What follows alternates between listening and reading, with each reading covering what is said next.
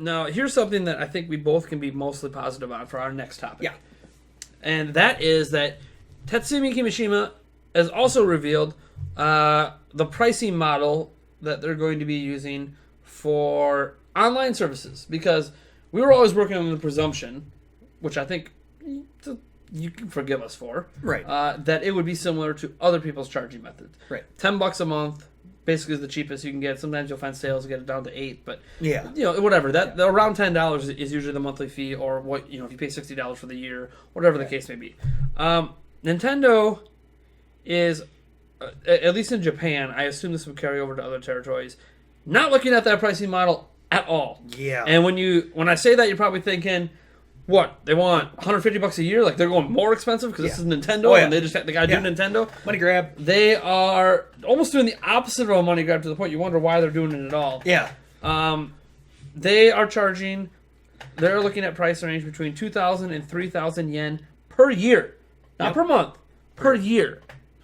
To break that down, that's like $17 and something cents in USD, up to like $26. That's kind of the range that we're looking at.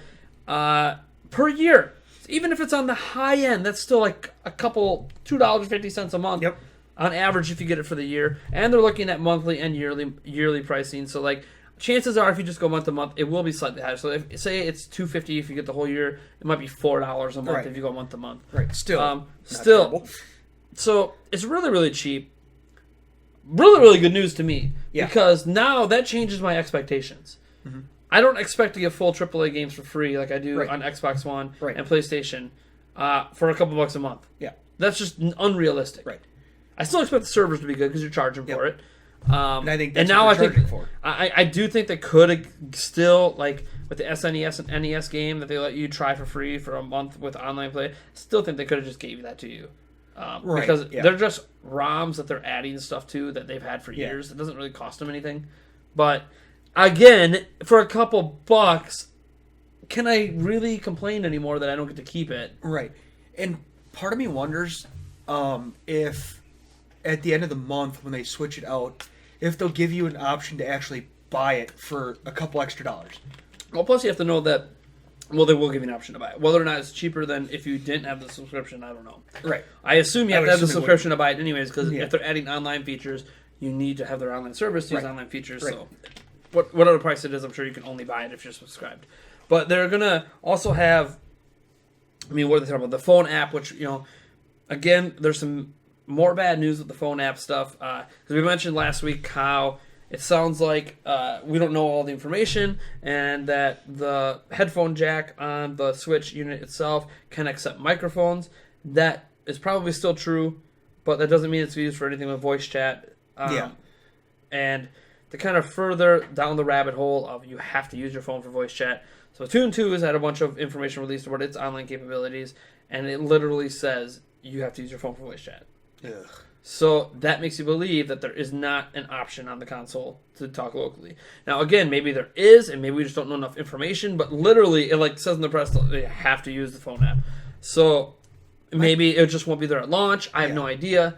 Obviously, this also means the phone app is launching when Splatoon 2 launches, which is why they said the app's going to launch this summer. Splatoon 2 launches this summer. Right. So it's going to launch with Splatoon 2, which feels a little weird. It's not going to launch with Mario Kart 8, because people want to talk in that. Yeah. But, and they explain how it works. Like, when you get your buddy, you can only talk with voice chat with friends.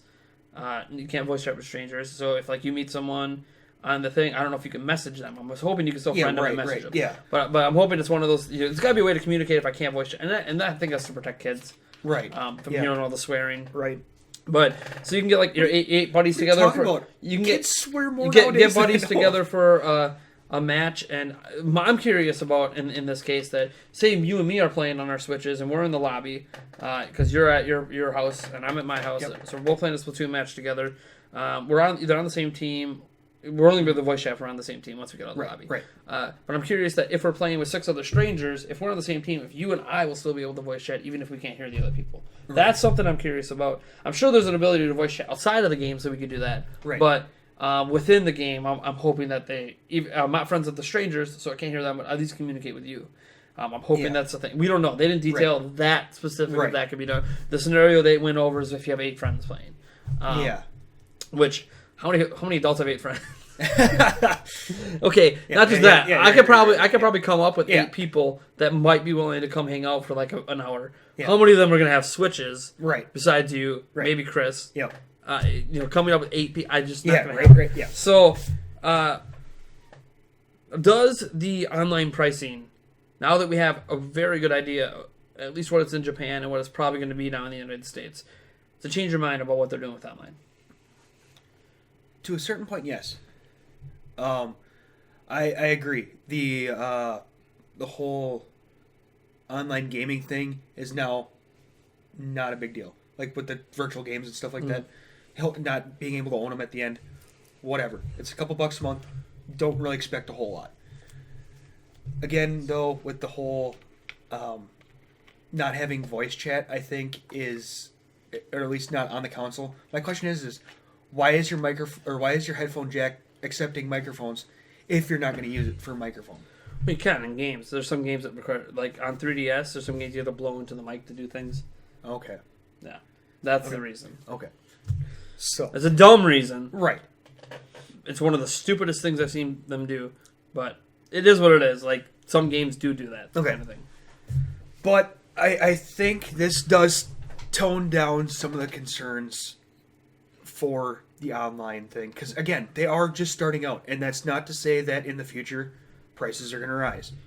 Once they start to figure out what they're doing with online. Because this is a brand new adventure for Nintendo, in a way. So I think this is a good starting point for a price. And I'm guessing, like, in future, of course, it's probably going to go up in price and eventually... Yeah, this feels like... Because Mario before so we said it didn't feel right them getting into online stuff until they prove they can handle it. Because there's been issues on Wii U with online, and there hasn't been universal accounts, and there's been no voice chat and all that stuff. And now you just trust us. Here we go. I'm charging you money for it. It's just going to work now. Yep. And it's going to work now. And one way we're telling you it's going to work is you have to use a smart device to voice chat, which means anytime you're sitting on your couch at home, you can't just let your phone sit there. Like, I know some people told me, well, just turn your notifications off. I don't want them turned off. Yeah, right, exactly. Like, I don't want to have to turn off my notifications to voice chat in a game. Right. Because I have kids, I have family, I need, my phone has to be, I use it for work, it has to be readily available at all times for me to use on an instant. And if I'm interrupting all of that to voice chat, kind of defeats the whole purpose of me having that device with me. Right. Because the device is with me to do a whole bunch at once. I don't have it with me, so I voice chat and can't do other things. So, anyways, that's all. We went kind of in depth on. Actually, I'm kind of wondering if this isn't kind of setting up Nintendo to kind of come out with their own tablet. Well, that's what the Switch is. Well, but as like a separate tablet geared towards their voice chatting. That'd be stupid. It would, but I'd rather them release like if they're dead set on not using any possible processing power at all on the Switch for voice chat, which doesn't take much, but whatever. If they're just dead set on they do not want to use any resources on the Switch for that, for battery life reasons or whatever the case may be, okay. At least allow Bluetooth headsets, because you can't really even plug into the microphone jack when it's docked. Yeah. So at least allow Bluetooth headsets, which I think they're going to do anyway, so people can wear headphones while they play. Because a lot of people like doing that. Yeah. Because they don't own like fancy speaker setups and stuff that increases immersion. Right. But also because I'm wondering if, now that you brought that up, with Pokemon Go, right? Yep. There was always concerns with it. You got to have the game open all the time. And like, how are we going to solve this issue of it draining battery life like crazy? Because people got to keep the app open on the, like, not just running, open. It has to be physically open and seen on your screen, which that's what drains power. All of us leave stuff running on our phone all the time. Right. That baseball game I started last night is still running on my phone. Oh, yeah. It's just in the background, so it's not eating up all my battery life. Right. Because that's just the way phones are designed. You keep these things running in the background, your battery life lasts longer. So, like, they solved that with Pokemon Go a bit. One, with Apple Watches, that kind of helped out, because now you don't have to have your phone on. You get your watch will, like, buzz you when you're near a Pokemon. And that's great. You might even be able to catch Pokemon off your watch. I haven't played around with it yet. Yulia's got one, and it's one thing I haven't tried yet. Yeah. But there is a little thing they released. I forget what it's called. Remember that little Pokeball that comes to a point? I forget what it's called. I know what you're talking about. I don't know why. I gotta look it up now. I really apologize. I don't remember what this thing is called. Pokemon Go accessory. What is that thing? Yeah, this. Okay. Pokemon Go Plus. Okay. So let me just make sure this does what it says, what I think it does. So Pokemon Go Plus is a small device that lets you enjoy Pokemon Go while you're on the move and not looking at your smartphone. Mm-hmm. Okay. The device connects to the smartphone via Bluetooth, low energy, and notifies you about events in the game, such as the appearance of Pokemon nearby, using an LED and vibration. So what they did is they made it so you don't have to have your phone all the time looking at it. You can basically put it in your pocket, let the screen go dark, and you only need to check your phone when the wrist strap does gives you a notification that you need to. So in that similar vein, this could lead to them releasing something like this that's just for voice chat. Yep. If Bluetooth connects to your system and handles all of the voice chat features. Yep. Granted, I don't know how it could do that since all the lobbies and matchmaking might also be on the phone, and I don't know how a device like that, that's not very complicated and cheap can do that. Right. And I question if that's even a good idea, because then you're telling people, oh, you got to charge for online, and you have to go buy something else to even enjoy all the online features. Or you can use your phone. Yeah. Which I still, personally, is not something I'm going to do it because I don't have a choice. Right. But I don't want to. Yeah. I almost want to upgrade my phone and keep this one just so I can voice chat. Right. That's how stupid, that's how stupid I think this whole... Oh, yeah, for sure. But anyways... That was just a thought. No, it's a good thought because I can see Nintendo doing it. They do it, like the Pokemon Company does it with Pokemon Go. I could see them doing it some way. They'd find somehow. Yep. Maybe they would allow you to manage your lobbies on the thing, but all the voice chat actually happens through this device. I don't know. Yeah. But I just... okay, I got to get off of that point because I'm very upset about what they're doing with it. I'm hoping that even if it launches and that's the way, I hope in by holiday... like Mario comes out or whatever, that they realize that people want the ability to do it on the system. Anyways, so the pricing. I think this, outside of I still think it's inexcusable what they're doing with voice chat. Yep. But outside of that, I'm happy. I would definitely agree with that. I don't expect free games now. I don't. Right. All I expect is a service that works. Yep. Because if you're going to charge me for the online, it better be worth... The only thing that makes it worth it to me is it works. Versus when I play Blizzard games, I pay $15 a month or whatever to play World of Warcraft. The only thing I expect is when I go to play, the server works. Right. And granted, World of Warcraft is massively more popular, and I understand the high population servers. It's a little more strenuous. I might have to wait to get in. But once I'm in the game, I just expect it to work. And for the most part, it does, within reason. Right. And this is a game that takes place entirely online, so it's even more intensive on a server. So I'm a bit more understanding when there are hiccups. Yeah. But for the most part, it works. Yeah. It works really, really well. Mm-hmm. And so if Nintendo's going to charge at all, it has to work. And it has to work well. It can't be like what we experienced with Smash Bros. Where... dude, I have a 60 megabyte connection. How the hell is there lag? Right. Because that lag's not coming from my end. Yeah. That lag's coming from either my opponent's end, which it's always possible they're playing with a crappy connection, but it happened in every single online fight, including against people I knew had internet just as good as mine. Yeah. Which meant some communication between our internet and their servers running the battles was getting slowed down. Yep.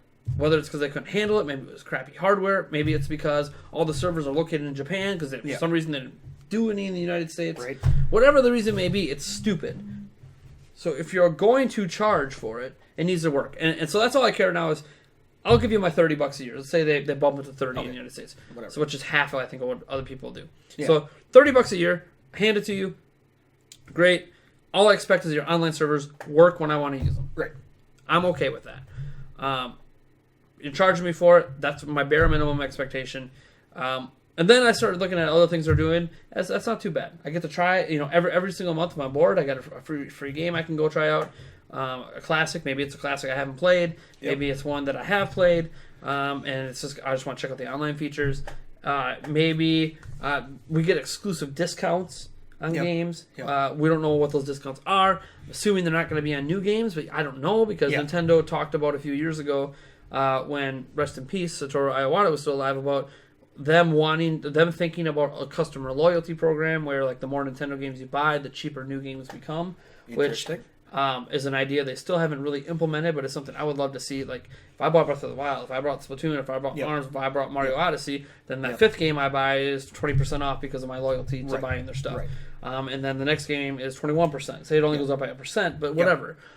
Just an incentive to be like, stay loyal to us, and we're going to keep making things cheaper. Or even that every fifth game is half off or something. Well, yeah, so like a haircut kind of situation. Yeah, where every fifth one is half off, and it's not right away within the first month. It's you gotta be loyal. You gotta be loyal over. No. I meant like the first month the game is out. Yeah, you have to wait a little bit to get it. See, I don't like that. I think it should just be if it's a loyalty program. I guess that's true. Like, I'm probably buying all your games at full price at launch if I'm that loyal. Anyways. True. So why I shouldn't have to be like, oh, Mario's coming. But I gotta wait a month so I can get that 50% off. That's true. Now it feels like I'm being punished.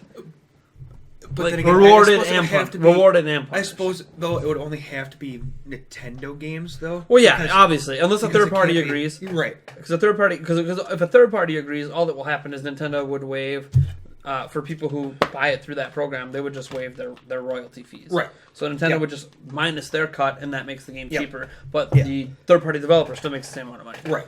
So the game's $40, but $20 of that was Nintendo's cut. So right. Yeah. Exactly. Or whatever the cut. It's just something that I was kind of. So no, online pricing, very happy. We'll wait to see what the absolute final pricing is. But if that's what we're looking at in Japan, usually prices between Japan and Europe and the United States stay pretty similar. Canada and don't look at Canada and don't look at Australia for examples of how pricing works. If their online ends up costing 3 times as much, that's just their own country's problem. Right. And Brazil too. Sorry. Brazil's got so many taxes on everything. They released a $2 online service. It would probably still cost $30 a month in Brazil because they have so many taxes on everything. Because they just do not want video games there. But if they're gonna do it, we're gonna make a ton of money off you. Yeah. Anyways, so I know a lot of people are like, oh, I'm so mad at Nintendo. Why does the Wii U cost $600 in Brazil? It's not Nintendo. Yeah. Isn't charging Brazil $600 for that system to be there. It's all your customs and your it's really tariffs bad. And whatnot. So let's move on. I think we're both pretty happy with online pricing. Yeah. So now my expectations are a lot less than what they could have been. Right. Well, maybe one last aspect is this the kind of thing they should be doing, or do you think they should charge more and offer even more stuff like free games? I think like what others are doing. I think right now this is a good toe dip in the water. Okay.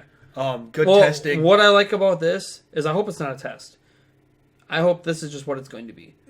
Because that's a definite possibility too. That's a massive advantage over what everyone else is doing, where they charge you a premium price, and maybe you don't even want those games. Maybe you already bought those games. Yeah. So I'm afraid of when they start charging us more because I think that's the thing that's going to happen. I do. But